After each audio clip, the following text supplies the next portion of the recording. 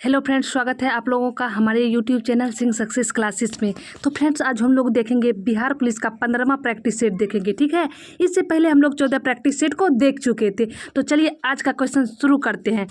देखिए, कह रहा है गुजरात में किस स्थान पर हड़प्पा सभ्यता की खोज के अवशेष मिले हैं। तो गुजरात में लोथल नामक स्थान पर हड़प्पा सभ्यता के अवशेष मिले हैं।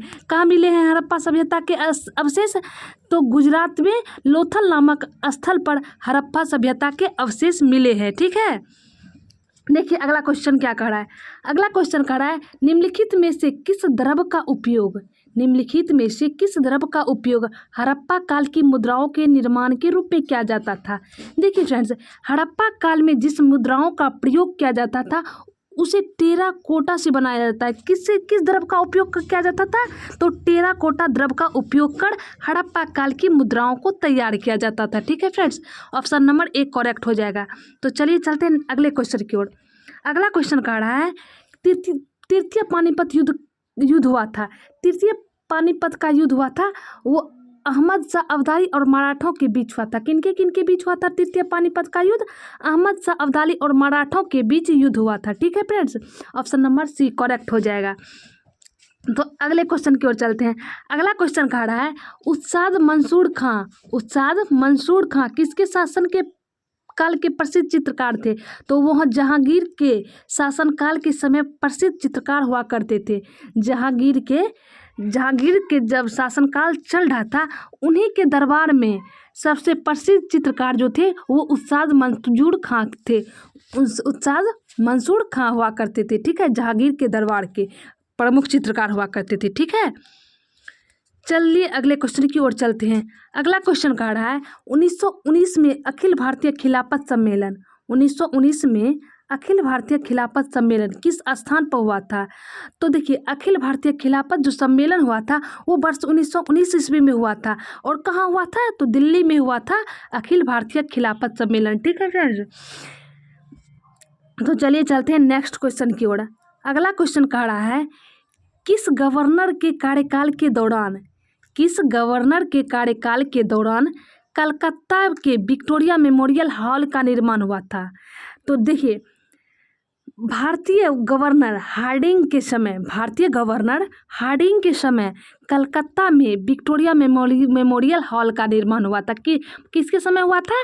तो भारतीय गवर्नर हार्डिंग के शासनकाल के समय कलकत्ता के विक्टोरिया मेमोरियल हॉल का निर्माण हुआ था। ठीक है फ्रेंड्स, 2 स्टूडेंट्स का कमेंट आया था कि समय से हम लोग प्रैक्टिस सेट को नहीं देख पाते हैं। तो देखिए फ्रेंड्स, बात में तो थोड़ा अशकत लगता है, लेकिन जब भी नोटिफिकेशन जाता है तो उसी वक्त आप समय निकाल कर क्लास को देख लें। ठीक है, यदि एक बार में सारा का सारा क्वेश्चन माइंड में सेट नहीं हो पाया तो आप दोबारा उस प्रैक्टिस सेट को प्ले करके देख सकते हैं। ठीक है, यह 15वां प्रैक्टिस सेट है। ठीक है, इससे पहले 14 प्रैक्टिस सेट हो गया था। ठीक है, इससे पहले जो 14 प्रैक्टिस सेट कराया गया था वो ज्ञान बिंदु सर का कराया गया था। ठीक है, यदि आप लोगों को देखने में परेशानी हो रही है तो हमारे चैनल सिंह सक्सेस क्लासेस के प्लेलिस्ट में जाके आप लोग देख सकते हैं, वहाँ हर प्रैक्टिस सेट अवेलेबल आपको मिलेगा। ठीक है, चलिए अगले क्वेश्चन की ओर।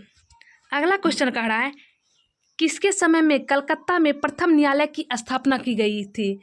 तो किसके समय? तो वारेन हेस्टिंग्स के समय हुआ था। भारतीय वायसराय वारेन हेस्टिंग्स के समय कलकत्ता में प्रथम न्यायालय की स्थापना 1774 में हुआ था। कब हुआ था फ्रेंड्स?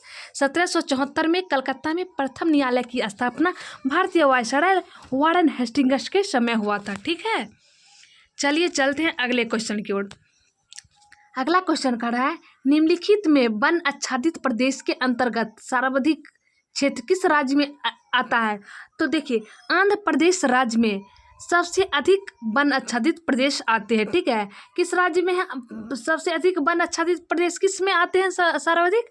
तो वो आंध्र प्रदेश राज्य में वन आच्छादित प्रदेश सर्वाधिक आता है। ठीक है, या कहिए तो वन आच्छादित प्रदेश सबसे अधिक आंध्र प्रदेश राज्य में है। ठीक है, तो चलिए नेक्स्ट क्वेश्चन की ओर चलते हैं। अगला क्वेश्चन कह रहा है फ्रेंड्स कि टीक एवं साल जिस जंगल के प्रधान वृक्ष होते हैं, टीक एवं साल जिस जंगल के जो प्रधान वृक्ष होते हैं उसे किस नाम से जाना जाता है? तो उसे उष्णकटिबंधीय आर्द्र पतझड़ी के रूप में जाना जाता है। किस रूप में जाना जाता है? तो उष्णकटिबंधीय आर्द्र पतझड़ी के रूप में जाना जाता है। टीक एवं साल जिस जंगल के प्रधान वृक्ष होते हैं, ठीक है, उन्हें जाना जाता है उष्णकटिबंधीय आर्द्र पतझड़ी के रूप में, ठीक है। तो चलिए चलते हैं नेक्स्ट क्वेश्चन की ओर। अगला क्वेश्चन कह रहा है भारत में शंकुधारी वन कहाँ पाया जाता है? तो भारत में जो शंकुधारी वन है वो हिमालय में पाया जाता है। कहाँ पाया जाता है शंकुधारी वन? तो शंकुधारी वन हिमालय में पाया जाता है, ठीक है। अगला क्वेश्चन देखिए कह रहा है, अगला कह रहा है डेट्रायट किस प्रकार के उद्योग के लिए प्रसिद्ध है? तो डेट्रायट जो है ऑटोमोबाइल के लिए प्रसिद्ध उद्योग है। डेट्रायट किसके लिए प्रसिद्ध उद्योग है? तो ऑटोमोबाइल के लिए प्रसिद्ध है, ठीक है। अगला देखिए क्या कह रहा है, अगला कह रहा है विश्व में चांदी का सर्वाधिक उत्पादक कहाँ होता है? तो विश्व में जो है चांदी का सर्वाधिक उत्पादक प्रदेश है वो मैक्सिको है। कहाँ होता है विश्व में चांदी का सर्वाधिक उत्पादक? तो मैक्सिको में सर्वाधिक विश्व का चांदी उत्पादक होता है, ठीक है। देखिए अगला क्या कर रहा है, अगला कर रहा है फ्रेंड्स दक्षिण अफ्रीका में किम्बरले किसके लिए प्रसिद्ध है? तो दक्षिण अफ्रीका का जो किम्बरले है वो हीरे के खान के लिए प्रसिद्ध है। किसके लिए दक्षिण अफ्रीका का किम्बरले प्रसिद्ध है? तो दक्षिण अफ्रीका का किम्बरले जो है फ्रेंड्स वो हीरे के खान के लिए प्रसिद्ध है, ठीक है।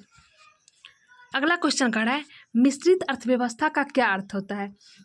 मिश्रित अर्थव्यवस्था वैसी अर्थव्यवस्था को कहा जाता है जिसमें सार्वजनिक क्षेत्र के साथ साथ निजी क्षेत्र इन दोनों क्षेत्रों का सहभागीदारी होता है, या इन दोनों क्षेत्रों का निजी तथा सार्वजनिक जो क्षेत्र होता है उन दोनों का भागीदारी होता है, उन्हें ही मिश्रित अर्थव्यवस्था कहा जाता है, ठीक है।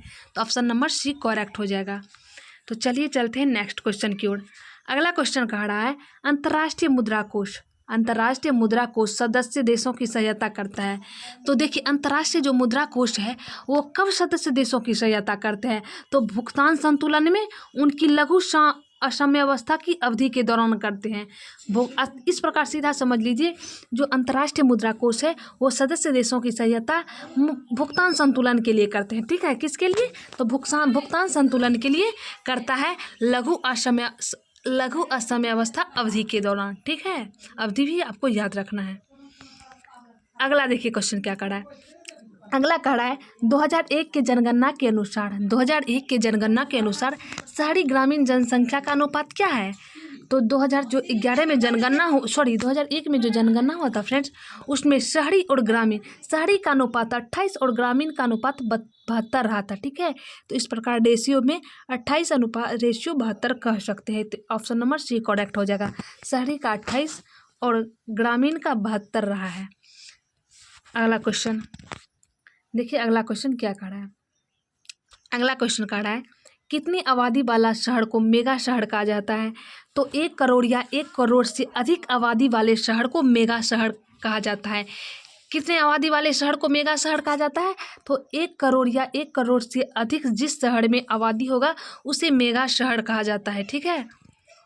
अगला क्वेश्चन देखिए, अगला क्वेश्चन कह रहा है गीत जन गण मन को भारत के राष्ट्रीय गान के रूप में कब स्वीकृत किया गया? जो राष्ट्रीय गान जन गण मन है उसे स्वीकृति मिला है वर्ष 1950 में। कब मिला है राष्ट्रीय गान जन गण मन को भारत में स्वीकृति? तो 1950 में मिली है राष्ट्रीय गान के रूप में संज्ञा, ठीक है फ्रेंड्स। देखिए हम क्वेश्चन सेट करते हैं फ्रेंड्स, एक और यूट्यूब चैनल है कोई और चलाते हैं, ठीक है। तो हम वहाँ क्वेश्चन हम दोनों मिलकर सेट कर देते हैं। हम सोचे कि क्यों ना हम अपना एक चैनल खोलें जो आप लोगों के सामने डायरेक्ट क्वेश्चन लाएँ, ठीक है। तो हम एक जगह क्वेश्चन और सेट करके एक सर को देते थे, वो भी चलाते हैं, ठीक है, और हम अपना भी इधर चलाते हैं, ठीक है फ्रेंड्स। ये भी नॉलेज आपको दे दीजिए, ठीक है। इस प्रकार का क्वेश्चन आपको कभी भी किसी चैनल पर मिल सकता है। देखिए अगला कह रहा है निर्वाचन सभा के चेयरमैन कौन थे? तो निर्वाचन सभा के चेयरमैन डॉक्टर राजेंद्र प्रसाद थे। कौन थे निर्वाचन सभा के चेयरमैन? तो निर्वाचन सभा के चेयरमैन डॉक्टर राजेंद्र प्रसाद हुए थे, ठीक है। देखिए अगला क्या कह रहा है, अगला क्वेश्चन कह रहा है प्रस्तावना का वह प्रावधान जो सभी वयस्क नागरिकों को मताधिकार का प्रदान करता है वह क्या कहलाता है? देखिए कह रहा है प्रस्तावना का वह प्रावधान जो सभी वयस्क नागरिकों को मताधिकार या वोट डालने का अधिकार प्राप्त करता है, प्रदान करता है वह क्या कहलाता है? तो वो गणतंत्र कहलाता है। क्या कहलाता है? तो गणतंत्र कहलाता है। देखिए अगला क्वेश्चन क्या कह रहा है। अगला कह रहा है भारतीय संविधान कब लागू हुआ था? तो भारतीय संविधान 1950 में लागू हुआ था। कब हुआ था? 26 नवंबर 1949 को बनकर तैयार हुआ था। 26 नवंबर 1949 को बनकर तैयार हुआ था और 1950 में लागू हुआ था। ठीक है फ्रेंड्स। देखिए अगला क्या कह रहा है।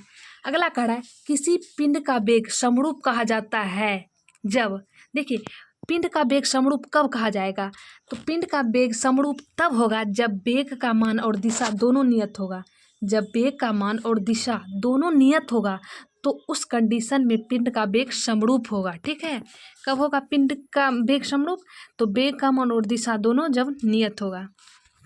अगला कह रहा है एक माइक्रोफोन बराबर है, एक माइक्रोफोन के बराबर एक माइक्रोन के बराबर होता है तो 0.001 माइक्रोमीटर, 0.001 माइक्रोमीटर एक माइक्रोन के बराबर होता है। ठीक है, एक माइक्रोन किसके बराबर होता है? तो एक माइक्रोन 0.001 माइक्रोमीटर के बराबर होता है। ठीक है, अगला कह रहा है गतिमान वस्तु में होती है। तो गतिमान वस्तु में सदैव फ्रेंड्स गतिज ऊर्जा होती है। कैसी ऊर्जा से होती है? तो गतिज ऊर्जा होती है सदैव गतिमान वस्तु में। अगला कह रहा है डीएनए संश्लेषण का प्रतिपादन किसने किया था? तो डीएनए संश्लेषण का प्रतिपादन जो है वो कॉर्नबर्ग किए थे। कौन किए थे? कॉर्नबर्ग डीएनए संश्लेषण का प्रतिपादन किए थे। ठीक है friends, option number A correct हो जाएगा।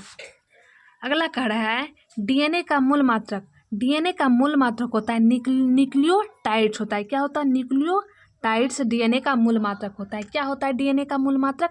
न्यूक्लियोटाइड्स। ठीक है, अगला देखिए। अगला कह रहा है बात्या भट्टी में किसके आयरन ऑक्साइड उपचयित होता है? तो बात्या भट्टी में किससे आयरन ऑक्साइड उपचयित होता है? तो कार्बन मोनोऑक्साइड से बात्या भट्टी में आयरन ऑक्साइड उपचयित होता है। किससे होता है बात्या भट्टी में आयरन ऑक्साइड उपचयित? तो कार्बन मोनोऑक्साइड से बात्या भट्टी में आयरन ऑक्साइड उपचयित होता है। ठीक है, तो चलिए चलते हैं नेक्स्ट क्वेश्चन की ओर। अगला कह रहा है एल्युमिनियम कॉस्टिक सोडा में, एल्युमिनियम कॉस्टिक सोडा में किसकी रचना के कारण विलय होता है? एल्युमिनियम जो है वो कॉस्टिक सोडा में किसके कारण विलय होता है? तो एल्युमिनियम सोडियम मेटा एल्यूमिनेट के कारण, सोडियम मेटा एल्यूमिनेट के कारण एल्युमिनियम जो है वो कॉस्टिक सोडा में विलय होता है। किसके कारण एल्युमिनियम कॉस्टिक सोडा में विलय होता है? तो सोडियम मेटा एल्यूमिनेट के कारण, सोडियम मेटा एल्यूमिनेट के कारण एल्युमिनियम कॉस्टिक सोडा में विलय होता है। ठीक है, देखिए अगला क्या कह रहा है। अगला कह रहा है 2018 में महिला विश्व कप हॉकी का आयोजन किस देश में हुआ था? 2018 में फ्रेंड्स महिला विश्व कप हॉकी का आयोजन किया गया था। कब क्या गया था? 2018 में महिला विश्व कप हॉकी का आयोजन हुआ था। तो किस देश में आयोजन हुआ था? तो इंग्लैंड में आयोजन हुआ था 2018 में महिला विश्व कप हॉकी का आयोजन। ठीक है, तो चलिए चलते हैं अगला क्वेश्चन की ओर। अगला क्वेश्चन कह रहा है 16 गज हिट पद डैश से संबंधित है। 16 गज हिट पद जो है वो हॉकी से संबंधित है। किससे संबंधित है 16 गज हिट पद? तो हॉकी से संबंधित है 16 गज हिट पद। ठीक है, देखिए अगला क्वेश्चन क्या कर रहा है। अगला क्वेश्चन कर रहा है वह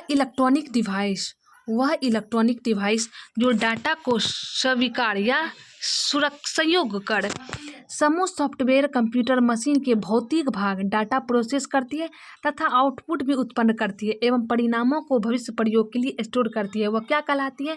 तो वह कंप्यूटर कहलाती है। सीधी वे में समझ लीजिए, कड़ा वह इलेक्ट्रॉनिक डिवाइस जो डाटा को स्टोर करके रखती है या भविष्य के बहुत सारे फीचर्स को स्टोर करके रखती है एवं आउटपुट उत्पन्न करती है तथा भविष्य में प्रयोग के लिए स्टोर करके रखती है बहुत लंबे अवधि के लिए, तो वो कंप्यूटर होता है। कौन होता है? तो कंप्यूटर। ठीक है, देखिए अगला क्वेश्चन क्या कह रहा है। अगला क्वेश्चन कह रहा है प्रमुख ममोरो कहिए या मेमोरो कहिए, प्रमुख ममोरो देश के समन्वय से कार्य करती है।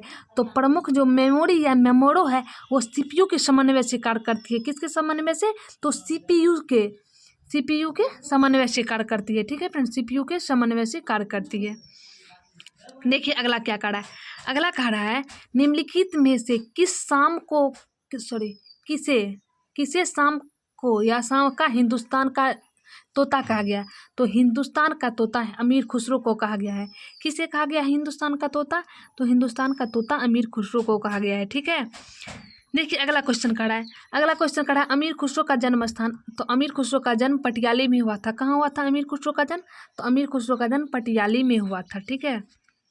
अगला क्वेश्चन खड़ा है, अमीर खुसरो किसके शिष्य थे? तो अमीर खुसरो निजामुद्दीन औलिया के शिष्य हुआ करते थे। कौन थे अमीर खुसरो के शिष्य?